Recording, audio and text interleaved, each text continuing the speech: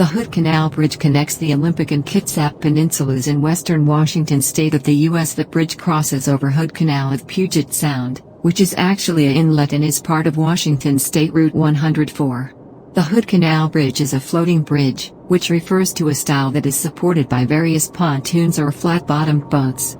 Hood Canal's floating bridge is significant because it is the longest floating bridge found in the saltwater tidal region, and one of the longest floating bridges in the world.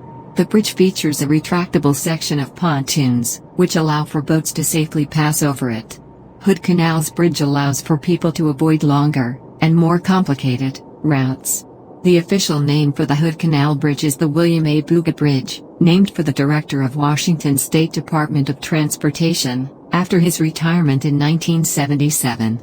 The Hood Canal Bridge officially opened in 1961. So most people still refer to the bridge with the aforementioned name. Engineers and designers of the Hood Canal Bridge faced various challenges in its construction. The depth and span of the canal are vast, 55 miles long and around 7,000 feet wide, making bridge construction in the area a tricky business. The canal is also very deep in certain areas, of up to several hundred feet, and the waters are choppy and subject to high winds. In addition, the builders had to take the salt water into account, as objects float differently according to saline levels. Hood Canal and Puget Sound are subject to seismic shifts, and the area has notably soft ground soils, which made in-ground supports unsuitable. So, engineers had to come up with a novel approach to bridge construction over the Hood Canal.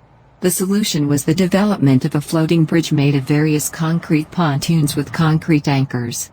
The Washington State Department of Transportation was responsible for the planning and construction of the bridge. They employed various contractors and engineers for the project.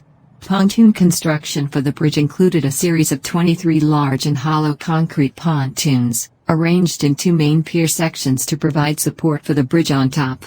The pontoons were held together by steel cables with concrete anchors attached to the pontoons. A retractable center section was added for ships to pass through. With a clearance of 600 feet, the bridge was constructed in such a way to provide flexibility in movement, which was needed in the choppy saltwater basin.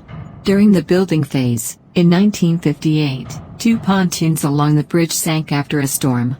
Some joints between pontoons were also damaged during the storm, which led to the hiring of a new contractor to fix a seemingly faulty bridge design.